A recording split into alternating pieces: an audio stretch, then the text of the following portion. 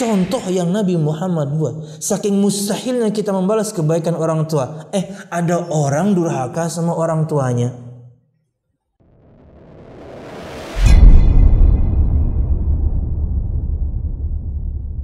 Assalamualaikum warahmatullahi wabarakatuh.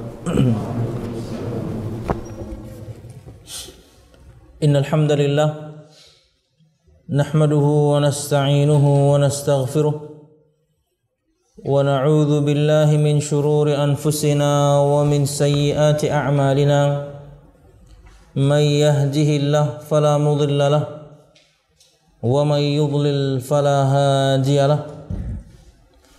Asyhadu an la ilaha illallah wahdahu la syarika lah wa asyhadu anna Muhammadan abduhu wa rasuluh. Qala Allah Ta'ala fil Qur'anil Karim, a'udzu billahi minasy syaithanir rajim. Ya ayyuhalladzina amanu taqullaha haqqa tuqatih wa la tamutunna illa wa antum muslimun. Ya ayuhan nasu taqu rabbakumul ladzi khalaqakum min nafsin wahidah wa khalaqa minha zawjaha wa batha minhuma rijalan katsiran wa nisaa'a wattaqullaha alladzi tasaaluna bihi wal arham innallaha kana 'alaikum raqiba. Ya ayyuhalladzina amanu taqullaha wa qulu qawlan sadida yuslih lakum a'malakum wa yaghfir lakum dhunubakum wa may yuti'illaha wa rasulahu faqad faza fawzan 'azima. Fa inna asdaqal hadithi kitabullah wa khairal hadi hadi Muhammadin sallallahu alaihi wasallam wa syarrul umuri muhdatsatuha fa inna kulla muhdatsatin bid'ah wa kullu bid'atin dhalalah wa kullu dhalalatin finnar, amma ba'd. Ikhwati at-talaba rahimakumullah. Alhamdulillah, segala puji dan syukur marilah kita haturkan kepada Allah Subhanahu wa taala. Kemudian salawat serta salam semoga selalu tercurahkan kepada junjungan besar Nabi kita Muhammad sallallahu alaihi wasallam, juga beserta para sahabatnya, keluarganya, dan segenap kaum muslimin yang selalu istiqamah berpegang teguh dengan Islam sampai hari kiamat kelak.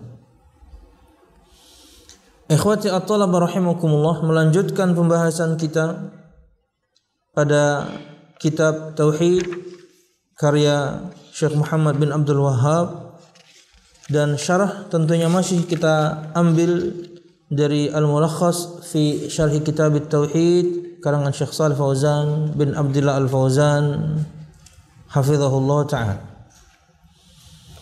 Dan masih pada bab yang pertama berkaitan dengan hakikat tauhid dan masuk pada ayat yang baru, yaitu surah Al-Isra ayat 23.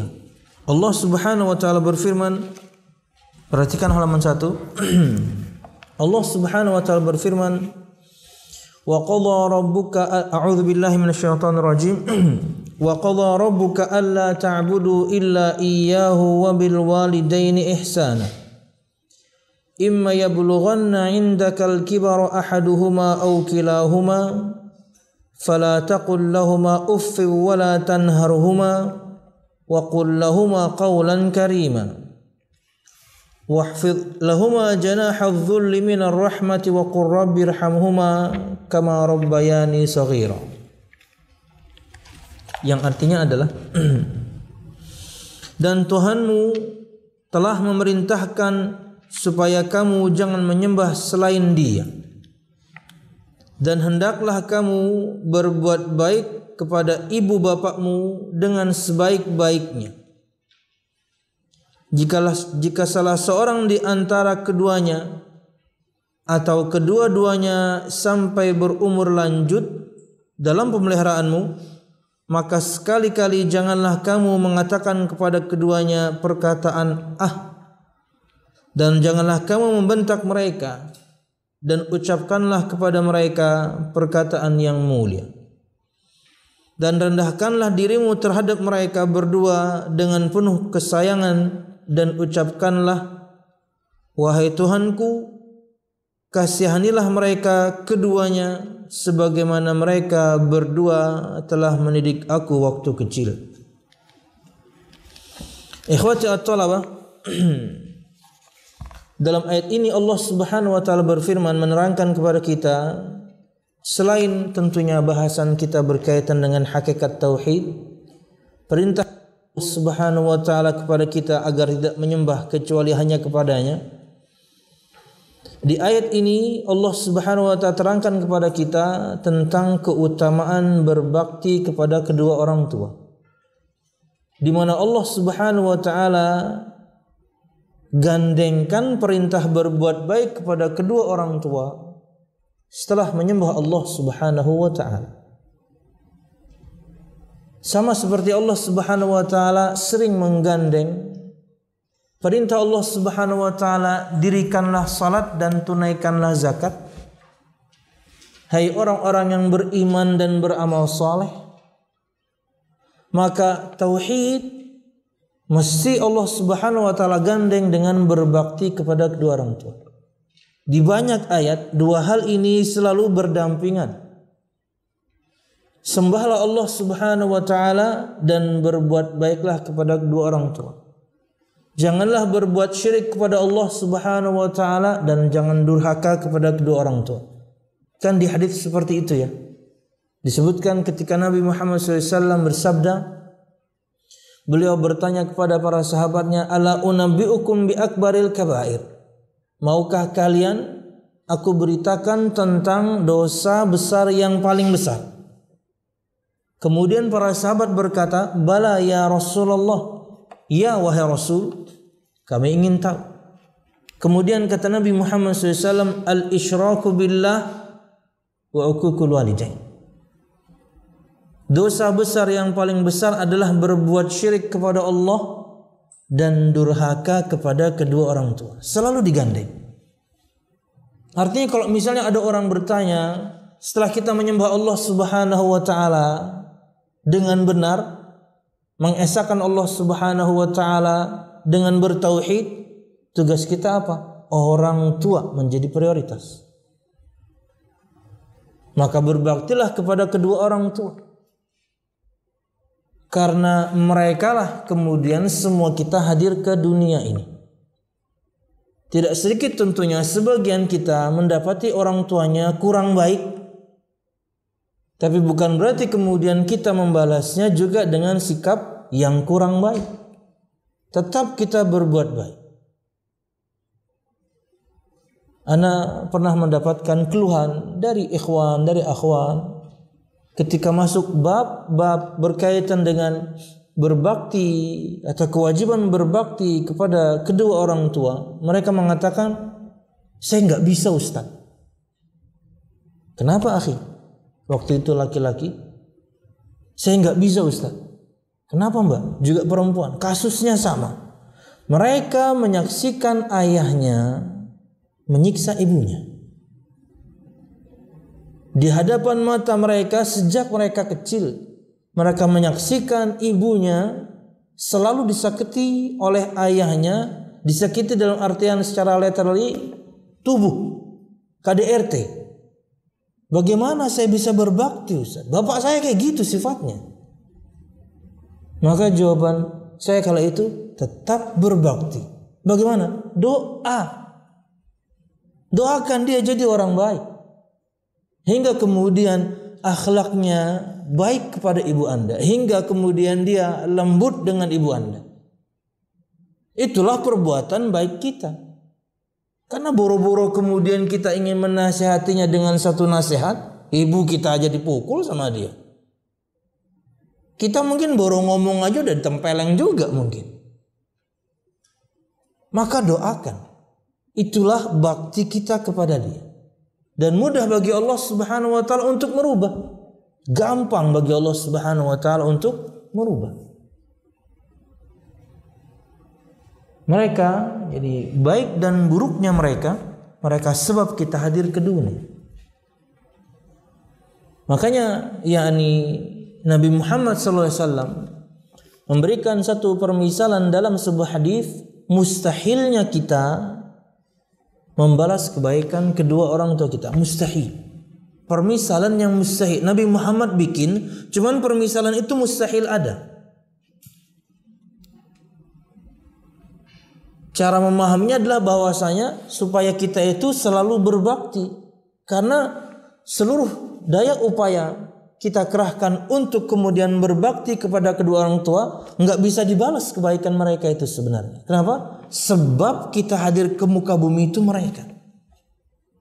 Kata Nabi Muhammad SAW, la yajzi waladun walidan illa ayyajidahu mamlukan fayashtarihi fayu'tiqahu.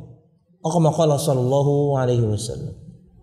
Seorang anak tidak bisa membalas kebaikan orang tuanya hingga, berarti bisa nih, hingga dia dapati kedua orang tuanya jadi budak, dia beli dan dia bebaskan.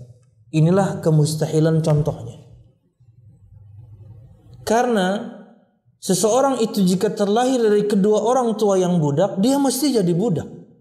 Dan budak itu seperti barang, diperjualbelikan.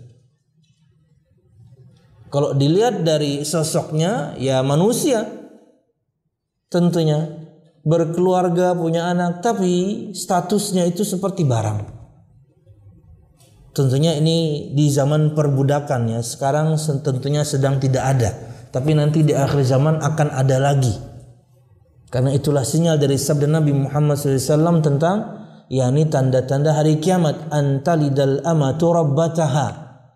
Seorang budak wanita melahirkan anak juragannya. Nah, itu nanti. Dan tidaklah ada perbudakan kecuali sebelumnya ada peperangan yang besar antara kaum muslimin dan kafirin. Kapannya wallahu alam. Tapi yang jelas sejak diutusnya Nabi Muhammad itu sudah tanda-tanda hari kiamat. Kembali kepada hadis, kata Nabi Muhammad SAW, seorang anak tidak bisa membalas kebaikan orang tuanya hingga, berarti bisa balas nih. Tapi poinnya ini yang mustahil Nabi Muhammad bikin. Dia dapati kedua orang tuanya jadi budak, dia beli dan dia bebaskan. Budak itu bisa menebus dirinya. Diistilahkan dalam kitab fikih dengan al-mukatabah. Budak itu bisa membebaskan dirinya jadi orang merdeka, dia beli dirinya. Kenapa ini mustahil? Karena budak itu hak juragan untuk pertama tidak menggajinya. Enggak dikasih duit, cuma dikasih makan doang. Lalu kamu mau membebaskan dirimu pakai apa? Duit enggak punya kok. Ini hak juragan untuk tidak menggaji. Namanya juga perbudakan. Maka ketika seorang ingin membeli dirinya untuk supaya menjadi orang yang bebas, pakai duit apa? Katakanlah misalnya seorang jadi budak dan kemudian dia dapat juragan dan juragannya ngasih gaji. Tapi belum tentu kemudian ketika dia izin untuk mukatabah dirinya, untuk menyicil dirinya, juragannya membolehkan. Juragan, saya ingin mukatabah, nggak boleh, kamu budak saya sampai mati. Selesai. Hak juragan itu. Ketika budaknya ingin mukatabah dia nggak mau, ya nggak bisa. Itu kemustahilan kedua. Katakanlah juragannya baik, kemudian ngasih gaji. Tapi untuk misalnya bahasan kita sekarang gajinya UMR misalnya 2,6, 2,7 gitu ya. Ketika budaknya bilang saya mau mukatabah, saya ingin menjadi orang yang bebas, saya ingin menyicil diri saya, kata juragannya boleh. Tapi sebulan 5 juta selama 10 tahun. Bisa. Kalau digaji cuma 2,7 kok. Juragannya nentuin harga. Bisa. 5 juta sebulan. Selama 10 tahun. Kemustahilan demi kemustahilan. Nah, kita itu kalau misalnya terlahir dari orang tua yang budak, ya kita budak. Sangat mungkin memang kita punya juragan yang berbeda dari orang tua kita. Ketika kita lahir, mulai kemudian dewasa, kita dijual. Juragan kita orang lain. Sangat mungkin kemudian juragan kita lebih ngeri dibandingkan juragan orang tua kita.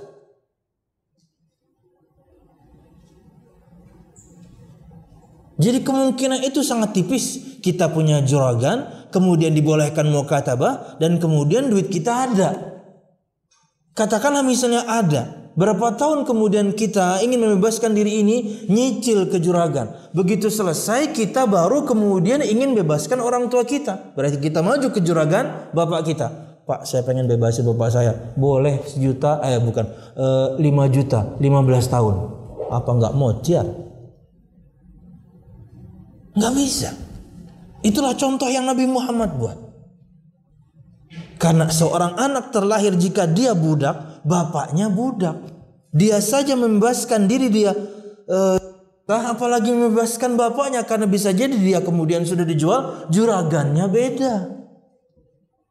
Contoh yang Nabi Muhammad buat. Saking mustahilnya kita membalas kebaikan orang tua. Ada orang durhaka sama orang tuanya. Jibril alaihissalam sampai mengatakan, syaqiya abdun adraka walidayhi aw ahadahuma falam yudkhilahul jannah. Nabi Muhammad kala itu naik mimbar, dan di setiap tangga mimbarnya beliau mengatakan amin 3 kali. Naik anak tangga 1, amin. Naik anak tangga 2, amin. Naik anak tangga yang ketiga dan terakhir, amin. Di antara dalil bahwasanya mimbar Nabi Muhammad SAW memiliki total 3 anak tangga. Jadi kalau ada mimbar tangganya 10 itu ketinggian. 3 aja. Kan ada tuh sebagian orang tinggi-tinggian.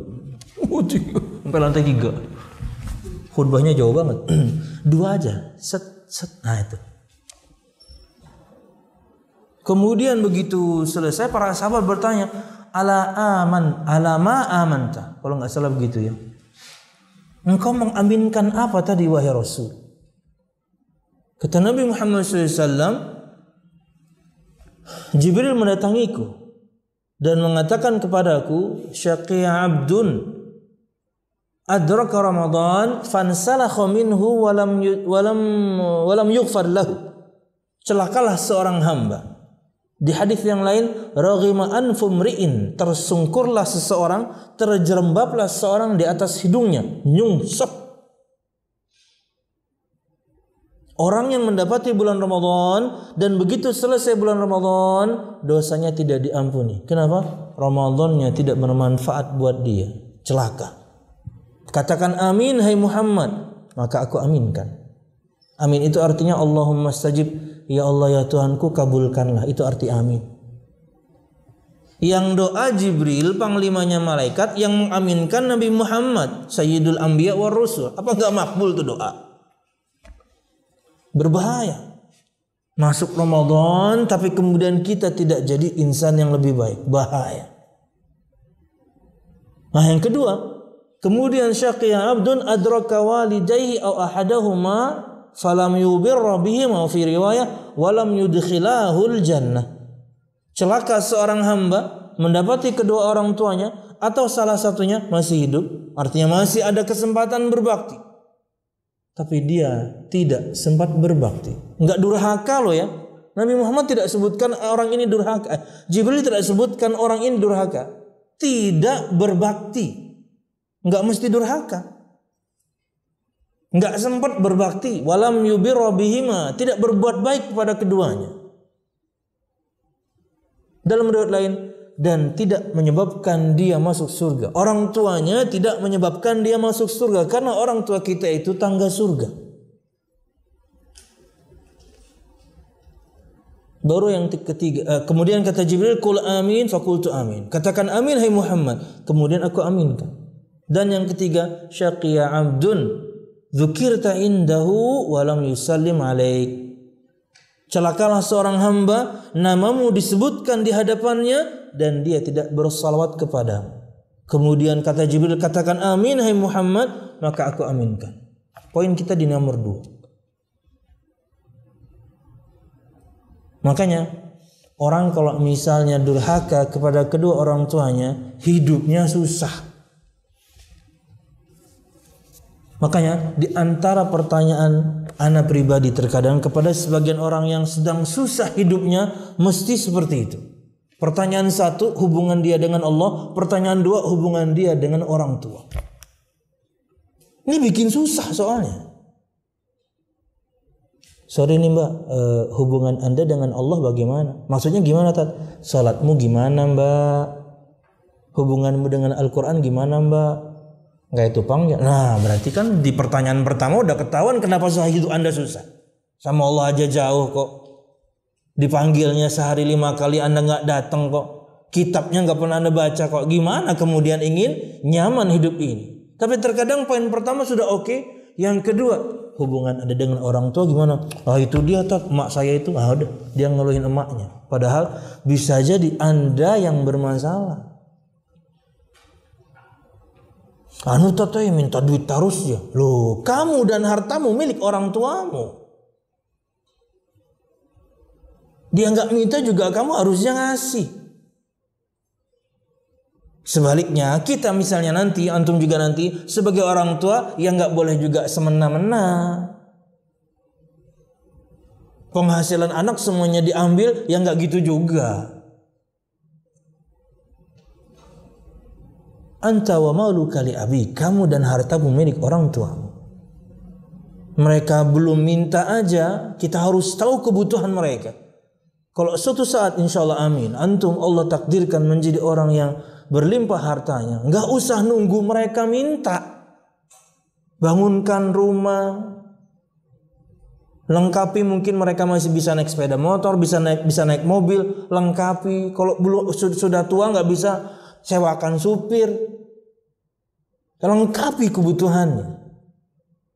Tapi rumahnya jangan jauh-jauh, supaya kita juga bisa ini sering datang.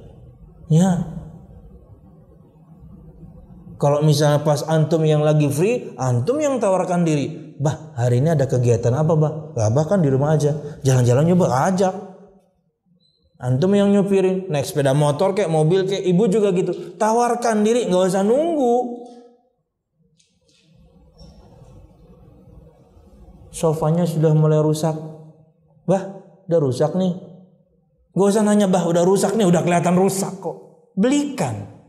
Bah, jalan-jalan yuk. Mana? Ke toko mebel. Ngapain? Lihat-lihat aja, kurang ajar. Beli bah, kita beli bah, beli.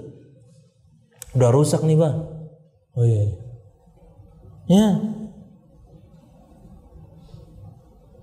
Dan tidak sedikit orang yang sukses, mungkin rata-rata bahkan, mesti hubungannya baik dengan kedua orang tuanya. Karena orang tuanya ridho. Lalu mereka berdoa kebaikan untuk kita. Antum nih semua nih bisa duduk sekarang di sini nih. Antum nggak pernah tahu. Bisa jadi semua ini hasil doa orang tua. Antum nggak tahu. Di tengah malam mereka mengetuk langit Allah dengan doanya, ya Allah jadikan anakku anak yang saleh, anak yang salehah. Nggak pernah tahu kita. Bahwasanya sampai detik ini bisa jadi kita ini hasil dari dikabulkannya doa orang tua. Kitanya kemudian lupa sama orang tua. Ketika sudah punya ilmu, kurang ajar ngomongnya sama orang tua. Ketika tahu sedikit nasihatinya kok kasar sekali sama orang tua. Mereka mungkin hanya lulusan SD. Tapi mau bagaimanapun mereka orang tua kita kemudian harus lembut. Harus sebisa mungkin mengatur kata-kata untuk menyampaikan nasihat. Karena bisa jadi yang namanya juga lulusan SD, cara memahaminya mungkin berbeda. Lain dengan antum mungkin sampai level anak kuliahan, S1, S2, S3, beda dong pendidikannya, beda dong cara bicaranya. Tapi yang sekarang antum sedang hadapi, orang tua, antum turunkan level bicara. Ini orang tua. Sampai kemudian mereka marah, waduh repot hidup ini, susah.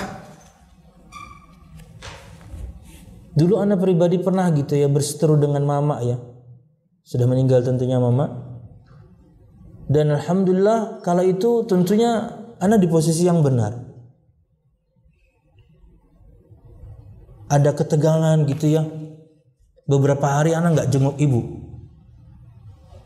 Istri sudah mengingatkan, Kak, ayo Kak ke rumah ibu. Enggak. Pengarasan mama tuh mau. Seperti itu saya dulu. Kenapa? Karena belum belajar. Pokoknya menyampaikan kebenaran, level mereka kan berbeda. Sampai abah yang datang ke rumah. Rul, tolong mengalah. Sampai abah yang datang ke rumah. Biar Lutfi, barakallahu fikum. Abah saya, mungkin nonton beliau. Udah Rul ngalah aja. Pakai bahasa banyak tentunya. Saya terjemahkan. Ngalah aja udah, ayo ke rumah. Baru luluh karena abah yang istri nggak mempan saya. Istri yang nasihatin nggak mempan. Lawang saya bener kok. Tentang agama, cekcok tentang agama. Lawang saya bener kok, saya S1 kok, mama lulus SD doang. Sok-sokan ngomong agama. Sombongnya minta ampun. Tapi memang imbas buruknya terasa waktu itu. Seret aja rezeki. Ya. Biasanya ada aja tuh dulu anak jualan. Tiap hari harusnya adanya, ini nggak seret aja. Kok susah banget ya? Bukan nggak ada orang datang, ada orang datang tapi ke toko teman, ke toko sebelah, ke toko depan. Apa yang ada masalah ya? Ya, subhanallah. Sampai abah yang datang. Saya nggak pernah ceritakan ini pertama kali saya ceritakan. Di mana-mana majelis ini pertama kali saya ceritakan. Saya punya pengalaman buruk ketika kemudian berseteru dengan orang tua, padahal saya benar. Cuman dongkol saya itu nggak tepat. Toh dongkol ya, nama ikan. Itu tongkol ya.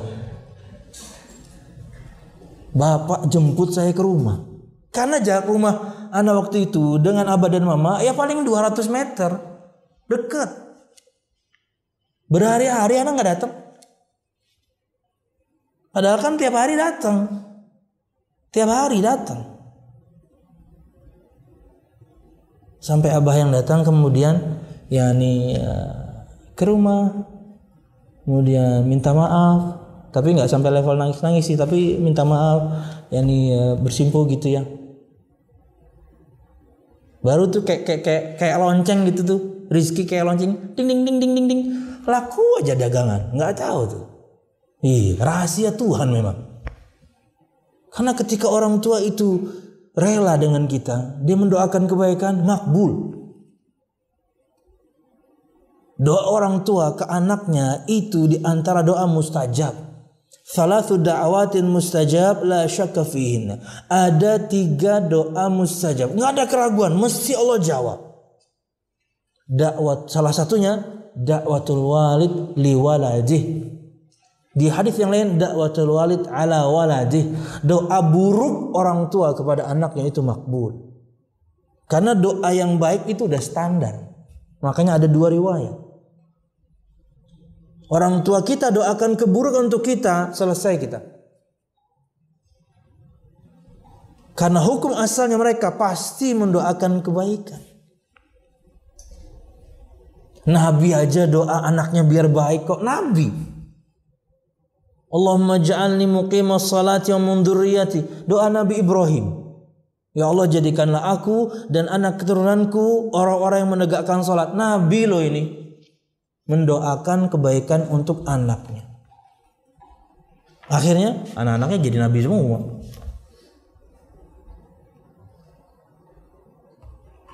Wallahu a'lam bishawab.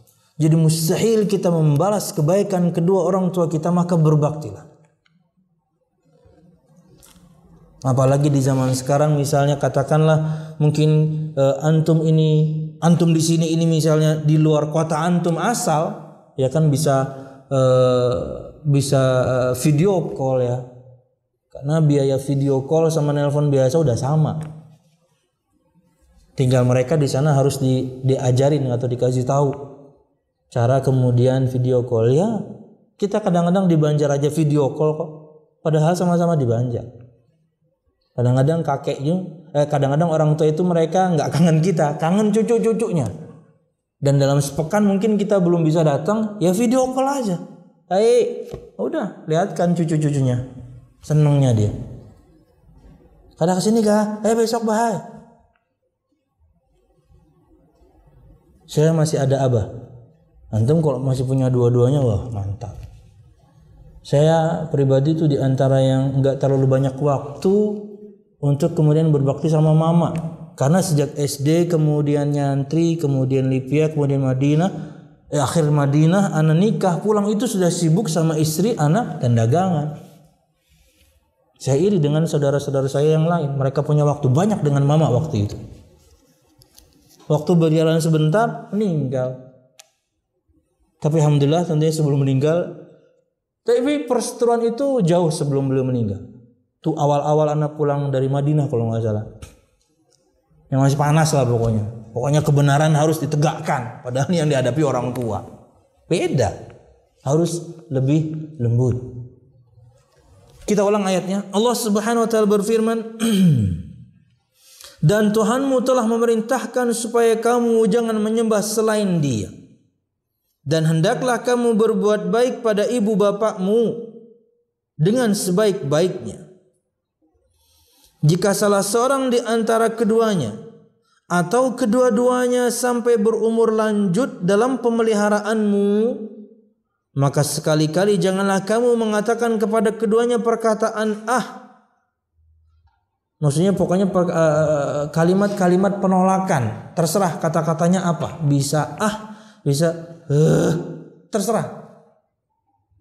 Apapun yang keluar dari lisan kita tapi itu maknanya penolakan. Jangan sampai. Jangan sampai. Dan janganlah kamu membentak mereka, apalagi bentak. Dan tidak sedikit kita dapati berita ada orang bunuh orang tuanya. Nggak tahu saya itu gimana otak orang itu. Walaupun tentunya 50% Anda berpikir orang seperti itu biasanya kerasukan. Sepreman-premannya orang, senakal-nakalnya orang. Tapi kalau misalnya masih lurus nih, nggak bakal bunuh orang tua. Nggak akan. Ini kayak satu perkara, orang baik dan orang jahat pun tahu sama orang tua itu harus baik. Ada orang bunuh orang tuanya. Ya Allah, gara-gara nggak dibeliin sepeda motor, gara-gara nggak dibeliin handphone. Orang tuamu bagaimana dulu kemampuannya? Mungkin gaji orang tuamu cuman UMR, Anda mintanya motor kemudian sekian puluh juta bahkan mintanya cash. Ya nggak bisa. Nah, harus lihat kondisi orang tua. Dan Anda betul-betul perlu atau enggak kadang-kadang buat hebat-hebatan doang. Nanti setelah dibelikan dipretelin ini ganti itu. Ya Allah. Gara-gara nggak dibelikan sepeda motor, gara-gara nggak dibeliin handphone, bunuh orang tua. Ya Allah, kayak nggak ada harganya tuh orang tua. Makanya terkadang Anda berpikir itu, ini kayaknya orang kerasukan nih. Ya. Di bawah kuasa setan lah Anda bisa melakukan itu.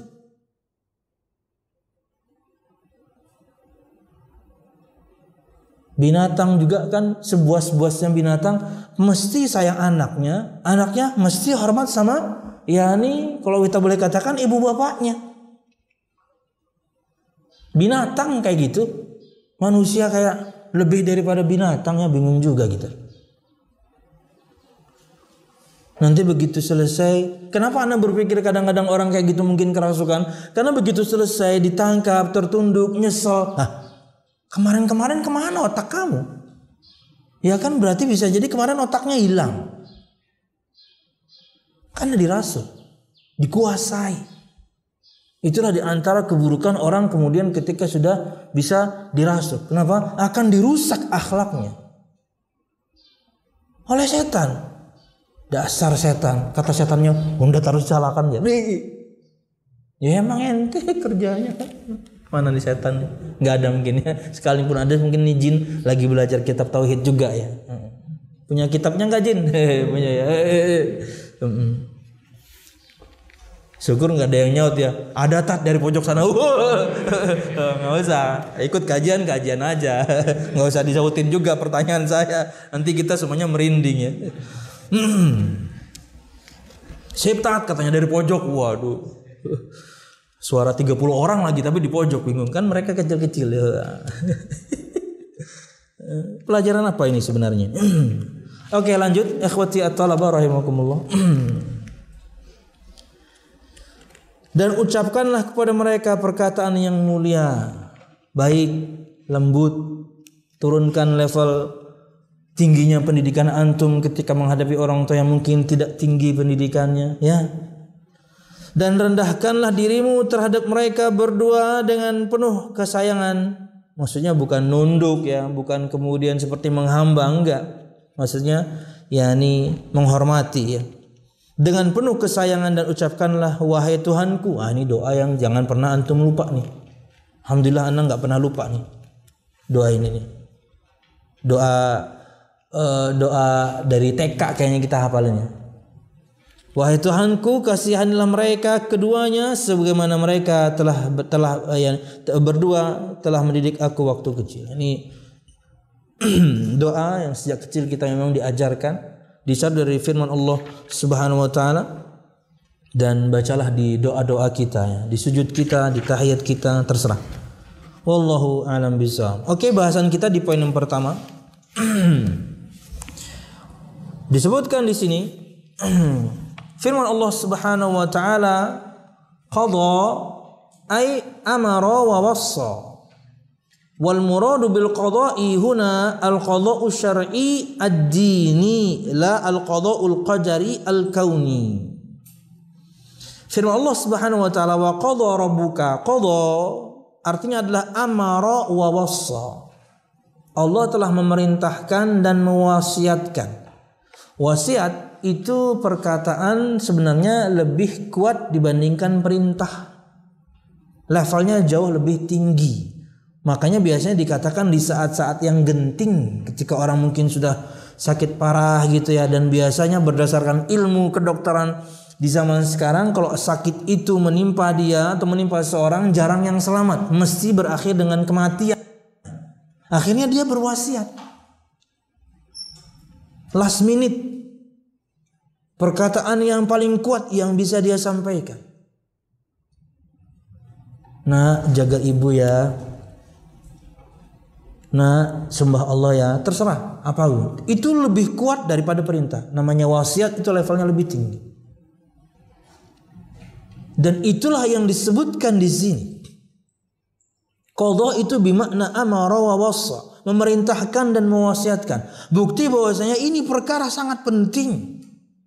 Seperti layaknya wasiat yang disampaikan manusia kepada anggota keluarganya sebelum dia meninggal, itu pasti pesan yang sangat penting. Walaupun susah untuk terjadi. Gampang terjadi itu biasanya di film-film. Mau mati itu sempat aja. Banyak ya, banyak wasiat ya. Susah. Tapi kalau di film bisa. Tapi kalau misalnya ya di kehidupan nyata kita nggak tahu ya nih kapan maut menjemput. Tapi kalau di sinetron mereka tahu, malaikat mautnya nunggu dulu. Udah nih, udah baru cabut. Aduh. Yang ada juga paling mati. Atau ngasih isyarat karena udah nggak bisa ngomong. Bapak pengen kertas, kasih kertas. Kasih pulpen, tulis, kasih, selesai. Tapi habis itu mati. Tulisannya selang oksigen udah nyawa jajak jauh mas sekali. Jadi dia itu sebenarnya selang oksigennya ada yang nginjek. Siapa yang menjajak selang unda ya? Aduh kasihan ya wasiatnya ya. Lanjut biar antum nggak ngantuk ya pagi-pagi ya. Wal muradu bil qada'i huna al qada'u syar'iyyu ad-dini. Yang dimaksudkan dengan qada atau ketentuan di sini ialah ketentuan syariat diniyah.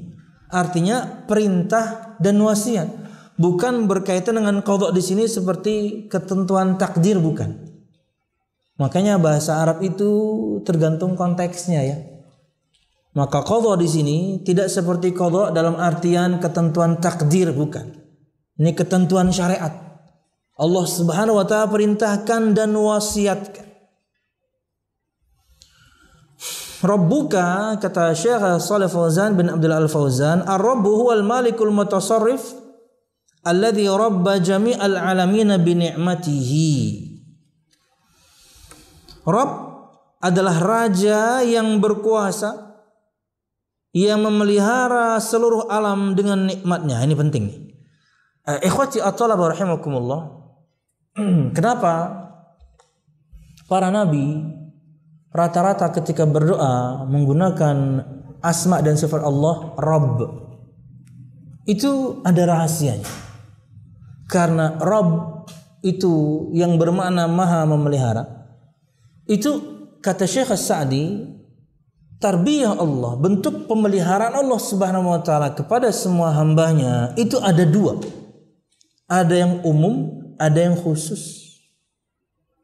Allah pelihara semua makhluknya, jinnya, manusianya, binatangnya, umum. Dalam artian Allah berikan mereka rizki semuanya dan Allah berikan mereka ilmu cara untuk mengais rizki itu. Ini semuanya Allah kasih. Muslimnya, kafirnya, manusianya, jinnya, binatangnya Allah kasih. Ini bentuk Allah memelihara hambanya atau makhluknya secara umum. Dengan memberikan mereka ilmu, dengan ilmu tersebut mereka bisa mengais rizki dari Allah Subhanahu wa ta'ala. Ini umum. Tapi yang kedua, pemeliharaan yang khusus, at-tarbiyah al-khas. Ini hanya diberikan kepada orang-orang yang beriman. Kata Syekh Sa'di, dan prakteknya adalah Allah Subhanahu wa ta'ala selalu hantarkan hambanya ini kepada kebaikan. Dan dia tidak merasa. Jadi nikmatnya bukan masalah rezeki lagi, tapi iman itu sendiri. Terkadang kita nggak ngerasa. Kita itu sering nggak ngerasa kita itu dijaga sama Allah. Itulah kenapa Allah diantara salah satu namanya adalah Al-Latif, Allah Maha Lembut. Saking lembutnya kita nggak ngerasa bahwasanya selama ini kita dijaga. Kita tidak dipertemukan kepada seorang kecuali orang yang baik, tidak dipertemukan dengan teman kecuali teman yang baik, tidak dipertemukan ke satu komunitas kecuali komunitas yang baik. Baik terus, Anda nggak pernah ngerasa itu. Padahal Allah yang arahkan itu. Kenapa? Allah memelihara orang-orang yang beriman. Pemeliharaan yang khusus. Makanya kata Syekh Sa'di, inilah rahasia kenapa semua para nabi kalau doa itu pakai Rabb. Rabbana, Rabbana, semua nabi. Semua Rasul. Kalau sudah berdoa, asma dan sifat yang mereka gunakan untuk tawassul, ya Rabbi, ya Rabbana, atau Rabbana. Karena ada pemeliharaan khusus dari Allah untuk orang-orang yang beriman. Itu makna Rabb. Itu Tuhan kita Allah Subhanahu wa taala, Sang Raja yang kemudian memelihara semua makhluknya, alam semesta dengan semua nikmatnya. Allah ta'budu illa iyyah, janganlah kalian menyembah kecuali hanya kepadanya. Ai an ta'buduhu wa la ta'budu ghairahu, sembahlah ia dan jangan sembah yang lain.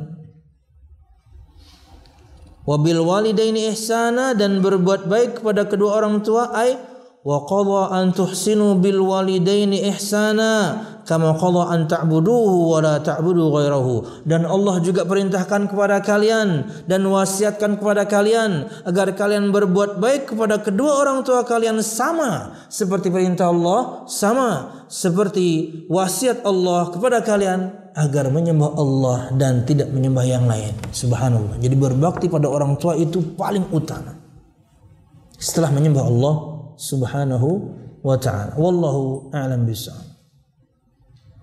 Al-makna al-ijmalil ayah, makna ayat secara global, kata Syekh Shalih Fauzan bin Abdullah Al-Fauzan, al-ikhbaru anna Allah Subhanahu wa ta'ala amara wa wassa ala alsuni rusulihi ay ya'buda wahdahu duna ma siwa.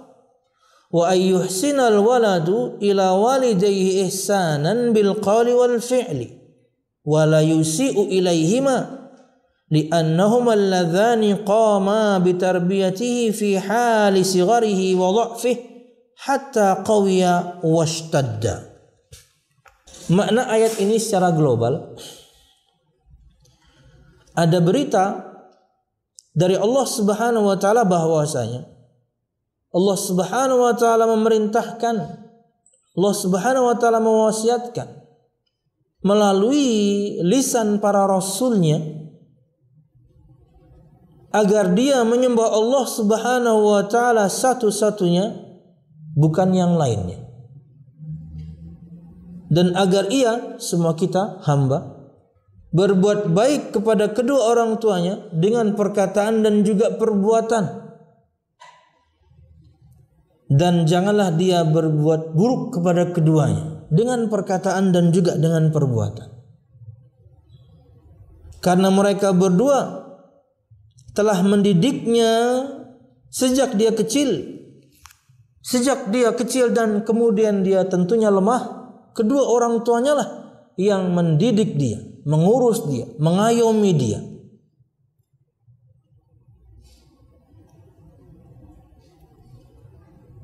Pernah disebutkan satu cerita bagaimana di salah satu negeri gitu ya, ini cerita nyata, persidangan perebutan hak asuh orang tua. Jadi antara saudara mereka sampai level ke sidang. Kenapa? Mereka berjuang untuk saya saja yang ngurus ibu. Wah, luar biasa itu. Kan ada orang tuanya ditaruh di panti jompo. Ninggal sampai level sidang, sampai level ke persidangan. Demi berseteru demi saya yang berhak ngurus ibu. Memang yakni kebalikannya dari kebanyakan yang dilakukan orang, malah menelantarkan orang tua apalagi sudah yakni tua. Makanya kan disebutkan di firman ini, yakni tua. Karena ngurus orang tua yang sudah sangat tua itu repot. Mereka akan seperti anak kecil. Wa man nu'ammirhu nunakkishu fil khalqi, kata Allah, barang siapa yang kami panjangkan umurnya, maka kami akan balik penciptaannya. Maksudnya orang kalau sudah tua lagi, itu sudah kayak anak kecil lagi. Sampai level buang air besar, air kecilnya pun sudah nggak bisa mereka atur karena sudah tua, seperti anak kecil lagi. Tidur ya kita tidurkan, ya nih buang air besar, buang air kecil yang kita yang ngurus, sudah sangat tua. Mereka sudah tidak bisa kontrol lagi. Nah itu makanya disebutkan di ayatnya itu kalau mereka sampai tua. Karena kalau yang masih muda gitu ya nggak terlalu merepotkan lah. Makanya saya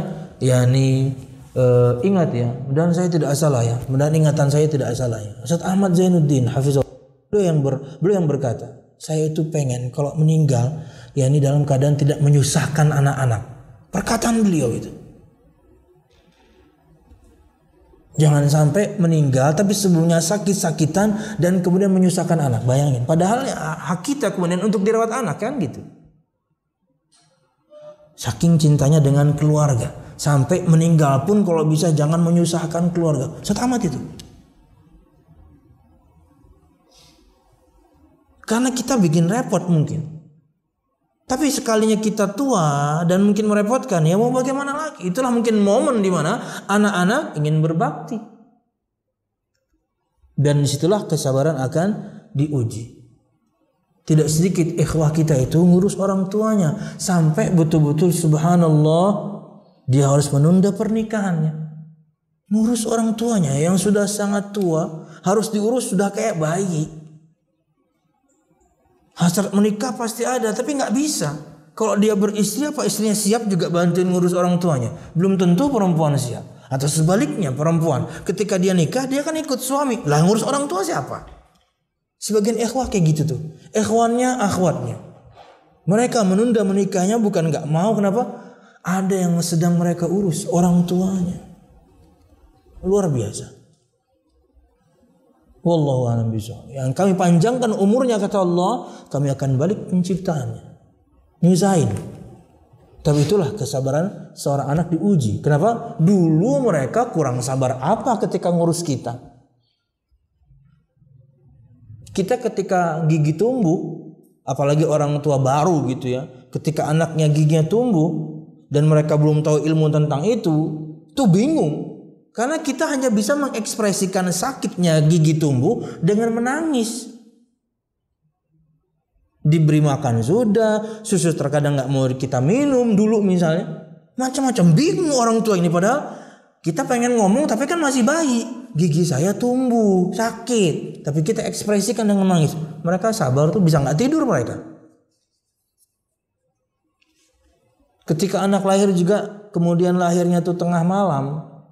Jadi sejak lahir itu timing tidurnya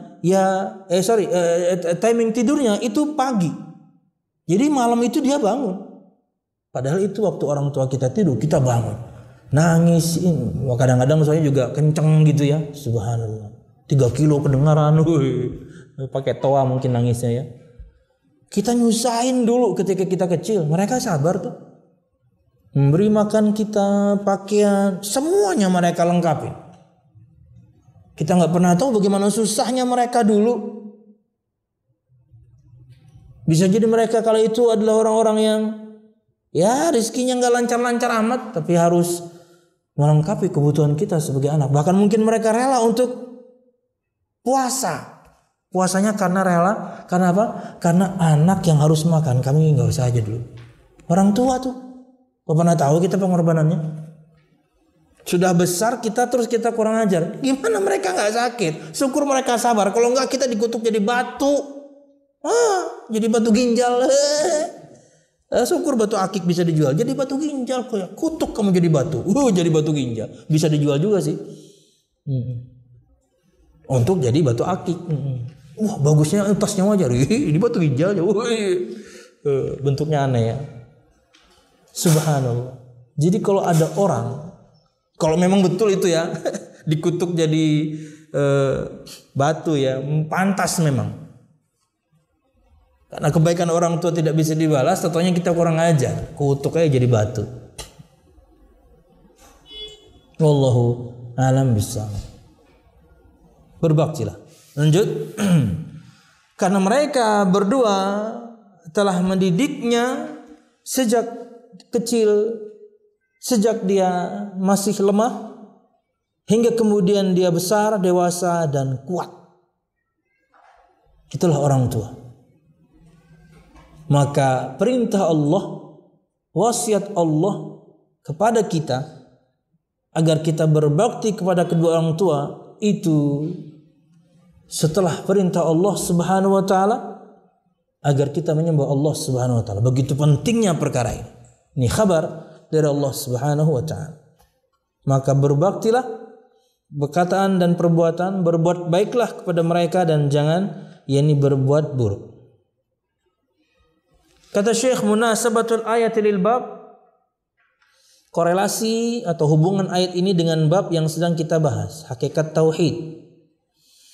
Anna tauhid huwa akadul huquqi wa aujabul wajibat. Lianna Allah bada'a bihi fil ayah wa lam yabtadi'u illa bil ahammi fal aham. Bahwasanya tauhid adalah hak dan kewajiban yang paling utama. Karena sesungguhnya Allah Subhanahu wa taala memulainya di ayat ini. Dan tidaklah Allah Subhanahu wa taala memulai pada satu ayat kecuali dengan yang lebih penting dibandingkan yang penting. Bakti pada orang tua penting, menyembah Allah lebih penting. Tapi dua-duanya penting. Maka kata kata Syekh, bahwasanya tauhid mengesahkan Allah dalam peribadatan itu adalah yakni hak Allah yang paling utama yang harus kita tunaikan sebagai seorang hamba, kewajiban kita yang paling utama yang harus kita tunaikan, menyembah Allah Subhanahu wa taala. Wallahu a'lam bishawab. Disebutkan di sini pada footnote satu faedah. Sebenarnya hadis tadi sudah saya sampaikan, saya baca saja. An Abi Bakrah radhiyallahu anhu qala Nabi sallallahu alaihi wasallam ala unabbiukum bi akbaril kabair thalathan Qalu bala ya Rasulullah. Qala al-isyraku billah wa uququl walidain. Wa jalasa wa kana muttaqian faqala ala qawlu az-zur. Qala fama zala yukarriruha hatta qulna laitahu sakat. Dikeluarkan oleh Imam Al-Bukhari dan juga Muslim dari sahabat Abu Bakrah, bukan Abu Bakar ya, Abu Bakrah radhiyallahu anhu. Abu Bakrah ini sahabat yang disebutkan tentang ceritanya ketika dia masbuk. Jadi cerita beliau menjadi pakem dalam hukum salat orang yang masbuk.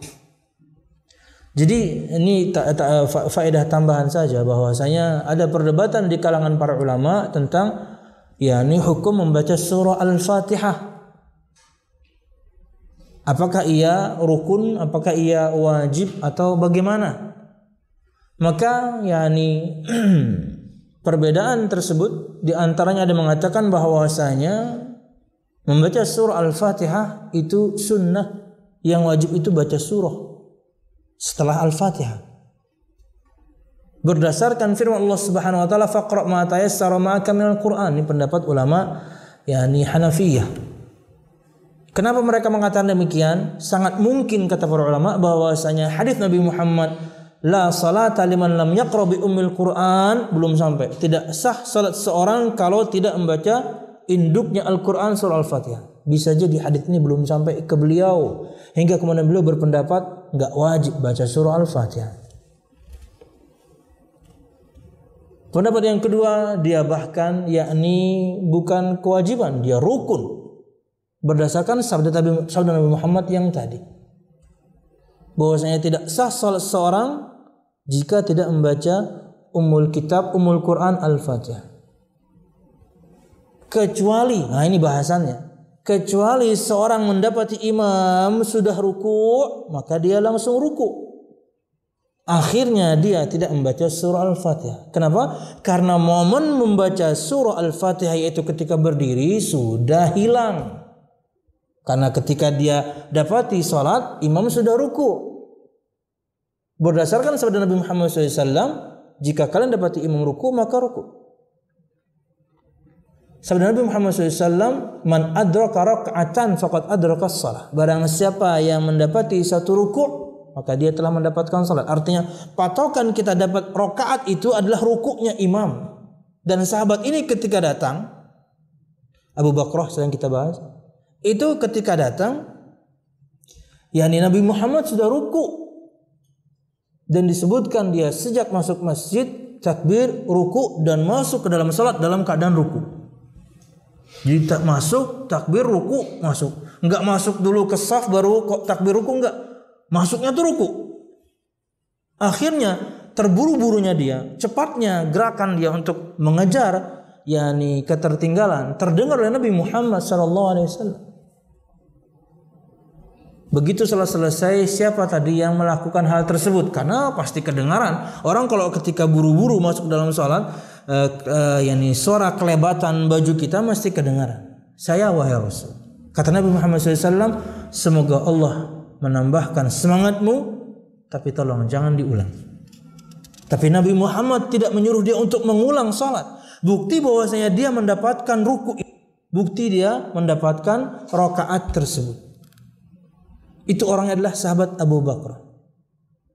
Dialah yang meriwayatkan hadis berikut yang kita akan baca. Jadi itu sejarah, yakni bahwasanya keadaan tersebut jadi pakem untuk para ulama bahwasanya membaca surah Al-Fatihah itu adalah rukun, entah itu dia imam, entah dia makmum, dia salat sendirian sunnah atau dia salat berjamaah, pasti tinggal timingnya kapan bacanya. Dan lebih bagus ketika imam sudah selesai baca. Ketika imam baca surah kita baru baca Al-Fatihah. Atau jadi imam, makmum, sendirian, jamaah, sir atau jahar, rukun baca surah Al-Fatihah. Tinggal timingnya saja. Kalau kita misalnya jadi makmum, maka membacanya ketika imam sudah selesai. Karena mendengarkan itu adalah sebuah kewajiban untuk salat-salat yang jahar. Kecuali di satu momen, ketika seorang masuk dalam salat dan mendapati imam sudah ruku, maka dia langsung ruku dan dia dapatkan rakaat itu. Kenapa? Karena momen di mana harusnya membaca surah Al-Fatihah itu ketika berdiri sudah lewat. Jadi langsung ruku. Sama seperti ketika orang wudu, kata Syaikh Utsaimin dalam fatwanya, kemudian salah satu anggota wudunya nggak ada, ya dilewati. Ana dulu punya teman ketika kuliah di tahun pertama sempurna. Habis liburan tahun pertama kalau nggak salah tangan kanannya hilang. Orang Cece. Teman-teman dari Cece itu kalau pulang say goodbye ke kita itu pelukan sampai nangis-nangis itu karena mungkin mereka nggak kembali ke kampus. Anak Cece-nya waktu itu anak anak Palestina kayak gitu. Cengeng pokoknya semuanya. Jenggotan semua. Tapi ketika perpisahan pengen liburan, itu nangis kayak anak-anak kecil. Kenapa? Karena teman-teman kita mungkin nggak balik. Dan betul-betul sebagian mereka nggak balik. Teman saya orang Palestina, tahun pertama ada, tahun kedua udah nggak balik sampai terakhir. Apakah dia meninggal saya nggak tahu. Yang Cece-nya ini begitu balik, tangannya hilang, kena bom. Teman-teman dari Cece-nya itu, kalau misalnya 1 atau 2 bulan bakal liburan, itu mereka nggak mencukur bulu kemaluan. Karena di zaman itu di perbatasan, mereka itu dirogoh sampai ke kemaluan. Kalau kemaluannya bulunya bersih, wah muslim nih, bunuh langsung. Jadi boro-boro ketemu keluarga di kampung. Di perbatasan sudah dimatiin sama orang-orang. Ya. Jadi mereka tumbuhkan bulu kemaluan, tumbuhkan bulu ketiak, jenggot, potong. Malah mereka habisin. Kenapa? Pengen ketemu. Ya mungkin kasusnya darurat ya. Karena pengen ketemu keluarga. Kalau enggak mati di jalan. Dibunuhin sama orang-orang kafir itu. Tahun 2000-an tuh memang kan pecahnya konflik di Chechnya waktu itu tahun 2000. Nah, kembali kepada pembahasan, kalau anggota wudhunya yang harusnya dialirkan padanya air enggak ada, ya dilewati dong. Wajah bisa, tangan kanan, tangannya enggak ada. Ya berarti langsung tangan kiri. Baca Al-Fatihah itu ketika berdiri. Nah, sekarang imam sudah ruku. Momennya sudah hilang, maka langsung ruku. Jadi kayak gitu. Walaupun tentunya dulu ketika di pesantren ini jadi apa ya? Jadi bahan bercandaan buat kami santri, tapi khususnya di sholat taraweh aja.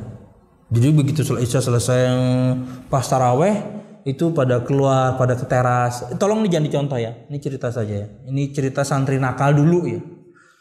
Keluar begitu imam sholat taraweh kan, apalagi kalau hari-hari awal gitu kan, waladhdallin amin alif lam kan Al-Baqarah kan santai kita dulu.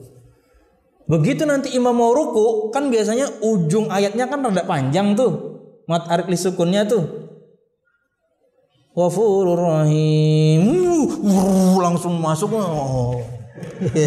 Tapi jangan diikuti ya, itu santri dulu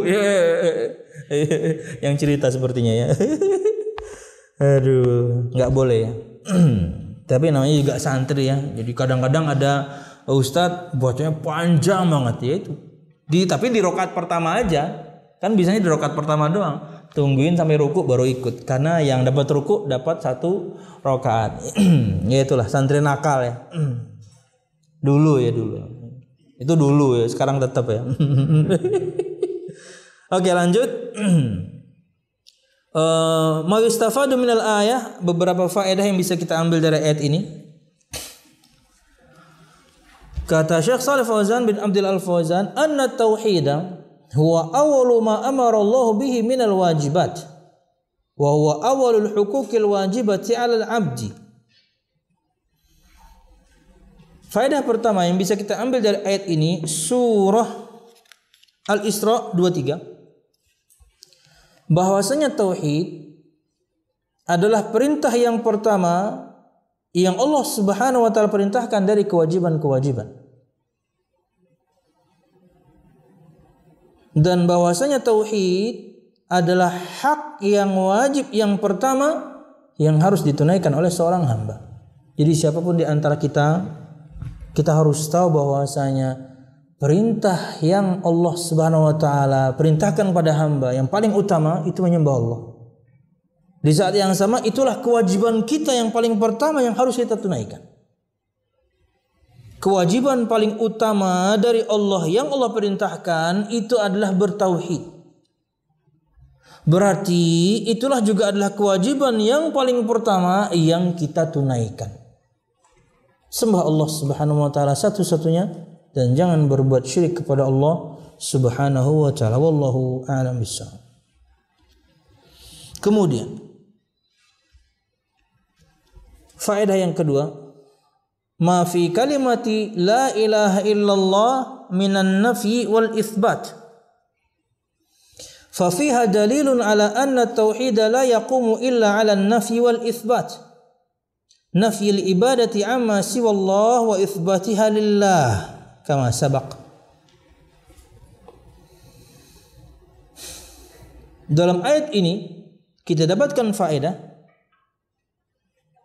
bahwasanya pada kalimat la ilaha illallah, tiada Tuhan yang berhak disembah selain Allah, itu ada penafian dan juga ada penetapan. Maka di dalamnya ada dalil bahwasanya tauhid tidak akan tegak kecuali memenuhi dua persyaratan ini. Ada penafian, ada penetapan. Penafian peribadatan kepada selain Allah dan penetapan ibadah hanya kepada Allah Subhanahu wa taala. Kita sudah sebutkan pada pertemuan yang lalu, kalau misalnya hanya menetapkan peribadatan hanya kepada Allah, tapi kemudian tidak ada penafian, akhirnya nanti orang akan membenarkan semua Tuhan, membenarkan semua agama dengan Tuhan-Tuhannya. Saya menyembah Allah, saya mengesahkan Allah, Tuhan yang lain ya terserah, itu juga benar, itu kan agama mereka. Nggak bisa kayak gitu. Kita tetapkan, kita harus nafikan. Kita tetapkan peribadatan hanya kepada Allah, tapi yang lain kita nafikan, gak ada yang benar. Semuanya salah. Makanya kita sebutkan pada pertemuan yang lalu perkataan Syekh bin Baz ketika beliau menjawab bagaimana ada seruan propaganda untuk penyatuan agama. Kitab kemudian digabungkan dalam satu jilid antara Al-Quran, Taurat, Zabur, mungkin bahkan Injil, misalnya ada semuanya. Dan juga kemudian tidaklah dibangun rumah ibadah kecuali berdampingan semua agama tempat ibadahnya. Apa jawaban Syekh bin Baz? Tidak ada agama sekte faham di muka bumi ini yang benar kecuali Islam. Nggak bisa digabung-gabung. Ini prinsip. Ini prinsip dasar akidah seorang muslim yang pertama. Meyakini bahwasanya Islam agama yang benar. Wallahu a'lam bishawab. Kemudian yang ketiga, azamatu haqqil walidaini haitsu atafa haqqahuma ala haqqihi wa jaa fil martabati tsaniyah. Yang ketiga, agungnya hak kedua orang tua, di mana Allah Subhanahu wa taala menyebutkan hak keduanya setelah hak Allah Subhanahu wa taala. Dan hak kedua orang tua ini adalah di martabah atau di level yang kedua setelah hak Allah Subhanahu wa taala. Hak Allah ialah untuk disembah. Ingat perkataan Nabi Muhammad SAW, ada sih nanti di hadis berikutnya kayaknya. Ketika Nabi Muhammad SAW bertanya kepada Mu'adz bin Jabal, ma haqqullahi 'alal ibadi wa ma haqqul ibadi 'ala Allah. Wahai Mu'adz, tahukah kamu apa itu hak Allah atas hambanya? Berarti itu kewajiban hamba. Kata Mu'adz, Allah wa rasuluhu a'lam, Allah dan Rasulnya yang lebih mengerti. Saya enggak tahu, wahai Rasul. Kata Nabi Muhammad SAW, haqqullah ayya'buduh wa la yusyriku bi syai'an. Hak Allah itu mereka semua para hamba menyembah Allah dan tidak berbuat syirik kepadanya dengan sesuatu apapun. Itulah hak Allah yang harus kita tunaikan. Kita menyembahnya. Nah, Allah Subhanahu wa taala kemudian menyebutkan hak orang tua persis setelah hak Allah. Ini di antara yang menunjukkan akan agungnya perkara berbakti kepada kedua orang tua. Sampai Allah kemudian selalu gandengkan sebagaimana kita sebutkan di awal tadi. Selalu digandengnya wa aqimus shalah wa atuz zakat selalu digandengnya alladzina amanu wa amilus shalihat, itu sama dengan digandengnya perintah bertauhid atau menyembah Allah Subhanahu wa taala dan berbakti kepada kedua orang tua. Tidak bisa dipisah. Wallahu a'lam bissawab. Kemudian wujubul ihsan ilal walidain bi jami'i anwa'il ihsan li'annahu lam yakhussa naw'an duna naw'in. Faedah yang keempat yang bisa kita ambil dari hadis ini, dari ayat ini adalah wajibnya berbuat baik kepada kedua orang tua dengan segala macam kebaikan. Kita sebutkan tadi dalam keterangan Syekh, baik itu perkataan ataupun perbuatan, apapun itu. Dan ini bisa jadi kembali kepada urf, kebiasaan. Apa kebiasaan masyarakat tempat itu, kota itu, negeri itu yang dianggap baik, itulah yang kita lakukan. Ya, baik di sini perkataan dan perbuatan, oke, standarnya syariat.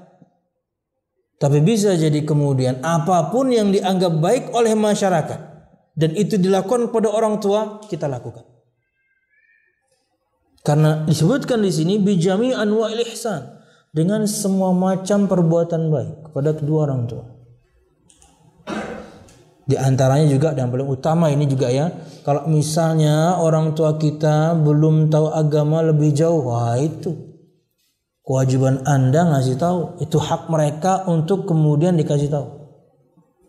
Jangan didiamkan, bahkan gak boleh didiamkan. Biarinlah, amal sendiri-sendiri kok. Kalau Anda belum ngasih tahu gak boleh ngomong kayak gitu. Ayah Anda salah ya ingatkan, ibu Anda salah ya ingatkan. Dan tugas kita hanya mengingatkan. Pertama, ilmui apa yang kita akan sampaikan. Berikut beberapa tips dakwah ya.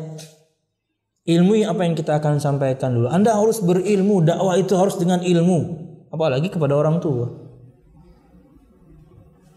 2, pilih atau miliki skala prioritas dalam menyampaikan dakwah. Apa yang lebih penting dibandingkan yang penting? Bapak ibu Anda nggak sholat, tapi di saat yang sama bapak Anda ngerokok, di saat yang sama ibu Anda belum menutup auratnya dengan hijab. Harus ada skala prioritas. Apa itu? Salatnya yang kita bahas. Rokoknya ntar. Walaupun penting juga itu. Menutup kemudian auratnya dalam artian mungkin rambutnya. Gak bakal ibu kita juga telanjang keluar, enggak. Maksudnya dia belum pakai khimar. Dia pakai baju tentunya tapi belum pakai khimar, keluar sana kemari. Penting, tapi entar. Salatnya dulu nomor 1. Ada skala prioritas ketika kita menyampaikan dakwah. Yang lebih penting dibandingkan yang penting. Karena semuanya penting, tapi ada yang lebih penting. Salat. Nyembah Allahnya belum benar. Salatnya belum benar. Bahkan kadang gak salat. 3, timing. Waktu yang tepat dalam menyampaikan ini penting. Jangan sampai kemudian timingnya salah. Kadang-kadang pengwaktuan yang salah membuat kemudian dakwah kita tertolak. Dan antum tahu kapan itu kemudian waktunya akan datang. Wah, sekarang kayaknya tepat. Sekarang mungkin enggak. Datang nanti waktunya dan antum tahu ketika waktu itu datang. Oh, sekarang waktunya yang tepat untuk menyampaikan. Kemudian yang keempat, nah ini penting nih. Perkataan atau kelembutannya. Lembut dalam menyampaikan ilmu yang kita ingin sampaikan. Karena lembut saja sangat mungkin tertolak, apalagi kemudian kita kasar. Sudahlah kemudian kita keras, bukan kasar, kita keras, timing salah. Anda menasihati ayah Anda yang bolong-bolong sholatnya, tapi kemudian nadanya keras, bahkan mungkin ancamannya serem gitu ya. Bapak kalau nggak sholat, bapak tahu nggak? Bapak kafir tahu nggak? Sambil mengatakan seperti itu, bapak Anda sedang ngasah parang. Apa ya mak? Timingnya salah, ngomongnya salah, ditimpas sidin kita. Masuk berita, bapak menimpas anaknya. Iya, contohnya anaknya ada salah timing dan salah yakni salah waktu dan kemudian salah diksi ya, salah kata-katanya. Dan yang terakhir tentunya doa. Bahkan mungkin ini nomor 1 sebenarnya. Berdoalah selalu kepada Allah Subhanahu wa taala agar kita mudah menyampaikan, agar mereka mudah untuk faham. Kita kadang-kadang kepedean sih. Seperti mungkin yang pernah Anda lakukan juga waktu itu. Jadi merasa bahwa ini kita mampu nih untuk taklukkan pasangan, taklukkan orang tua, taklukkan om atau paman dan bibi. Kenapa? Oh, ini ilmu saya tinggi misalnya, saya sudah nuntut enggak. Berdoalah kepada Allah Subhanahu wa taala. Mudah untuk menyampaikan dan mereka mudah untuk faham. Karena bisa jadi kemudian lewat kita terbuka untuk mereka atau mereka tersapa hidayah Allah Subhanahu wa taala. Wallahu a'lam bishawab. Kemudian yang terakhir, wajibnya berbuat baik kepada kedua orang tua dengan semua jenis atau macam kebaikan. Perkataan, perbuatan atau apapun yang di masyarakat itu dianggap baik kita lakukan.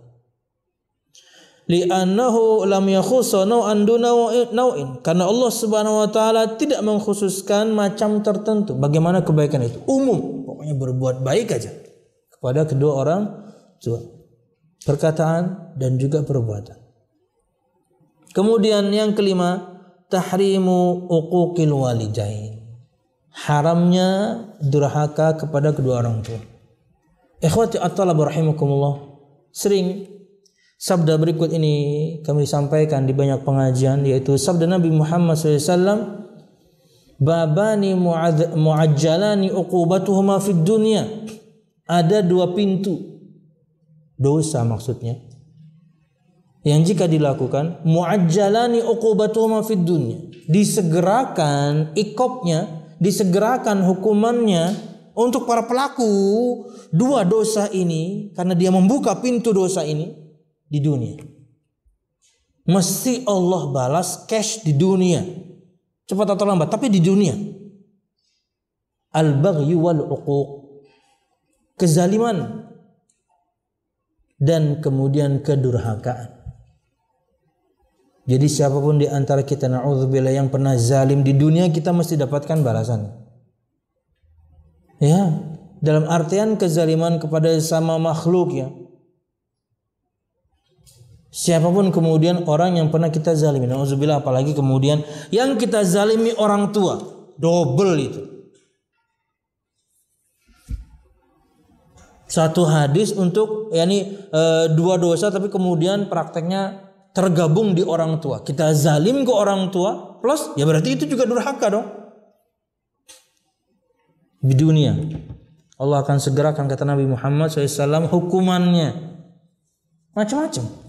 Hukuman Allah macam-macam. Maka jangan sampai kemudian berkaitan dengan kezaliman kita nanti datang di hari kiamat membawa pahala begitu banyak, tapi kita menjadi orang yang merugi karena kita zalim sama orang. Kata Nabi Muhammad SAW, atadruna manil muflis? Qalu al-muflisu fina man la dirham lahu wala mata'. Wahai para sahabatku, tahukah kalian siapa itu orang yang muflis, bangkrut? Kata para sahabat, wahai Rasul, orang yang bangkrut itu orang yang nggak punya dirham, nggak punya duit, nggak punya mata', nggak punya perkakas, rumahnya kosong, perabotan nggak punya. Nah itu orang yang bangkrut itu, wahai Rasul. Tapi tak tahu yang dimaksudkan Nabi Muhammad dengan kebangkrutan bukan itu.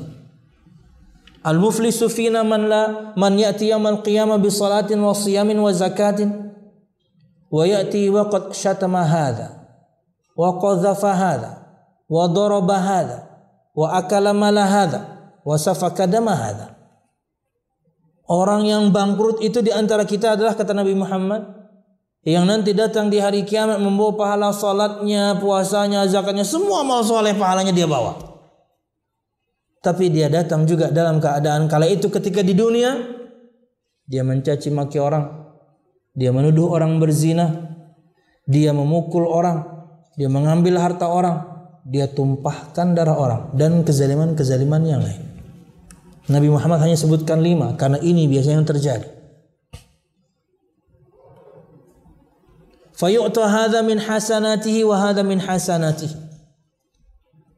Maka orang ini yang terzalimi akan diberikan kepadanya kebaikan orang ini yang menzalimi. Dan orang ini yang terzalimi akan diberikan kebaikan orang ini yang menzalimi. Ditransfer kebaikan kita. Fa in faniyat hasanatuh. Jika kebaikannya sudah habis, yang dibayarin banyak. Tapi masih ada yang harus dibayar karena zalimnya banyak. Zalim ke rakyat Indonesia. Mantap nggak? Anda kira nggak dihitung tuh semua, para orang-orang yang kemudian menjadi pimpinan, wali kotanya, gubernurnya, presidennya. Anda kira tidak bertanggung jawabkan? Anda kira yang Anda lakukan tidak dipertanggungjawabkan? Jangan sampai kemudian jabatan Anda membuat Anda berbuat zalim.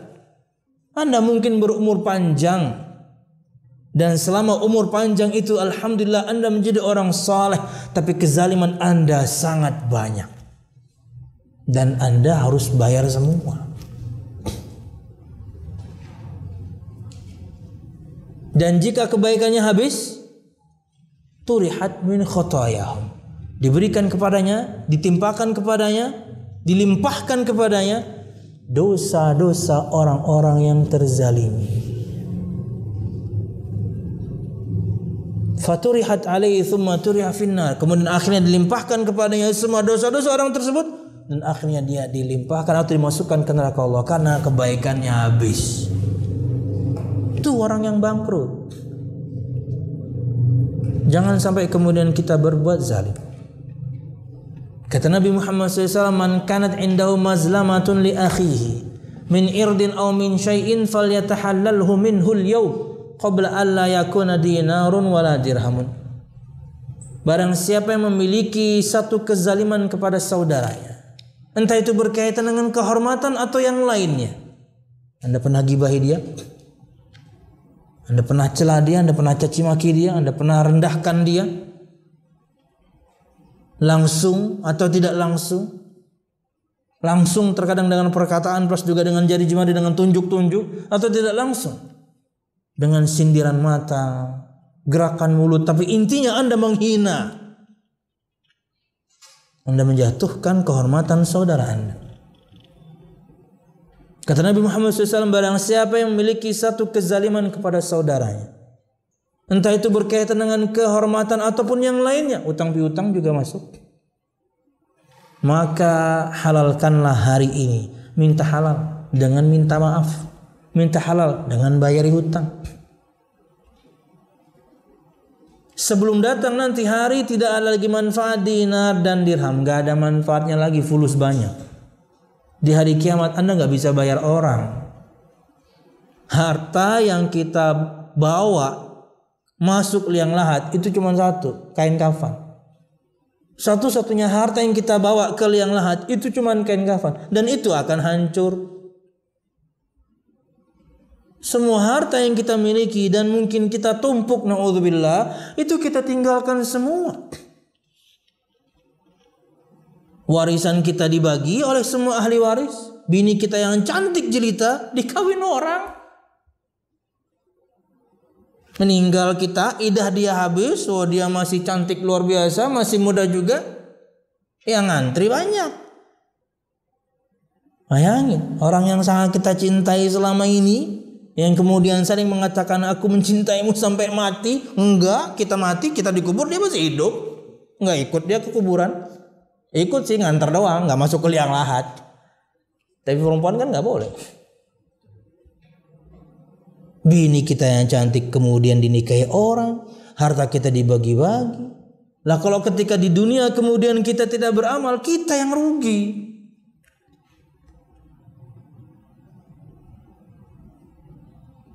Enggak bisa bayar kezaliman yang kita mungkin pernah lakukan. Kenapa? Enggak ada kebaikan yang kita miliki. Sekalipun ada, sangat mungkin habis. Maka jangan berbuat zalim. Beramallah di dunia, khususnya mungkin berkaitan dengan harta, tabungan itu. Dan janganlah berbuat zalim kepada sama umat manusia, apalagi binatang. Kepada binatang saja kita nggak boleh zalim. apalagi kepada sama manusia. Iya dong. Kata Nabi Muhammad SAW, dakhalat imra'atun fi hirratin habisatha la hiya at'amatha wa la tarakatha ta'kulu min hashashil ard. Oh, kama qala SAW. Seorang wanita masuk neraka karena seekor kucing. Dia kurung. Dia tidak beri makan dan tidak dia lepas agar dia kemudian cari makan sendiri. Ini untuk orang-orang di luar sana mungkin yang nonton juga nanti ya. Dan non muslim. Kami zalim ke binatang masuk neraka, tahu enggak? Dalam agama kami zalim ke binatang itu bisa menyebabkan kami masuk neraka, tahu enggak? Terus Anda tuduh kaum muslimin teroris?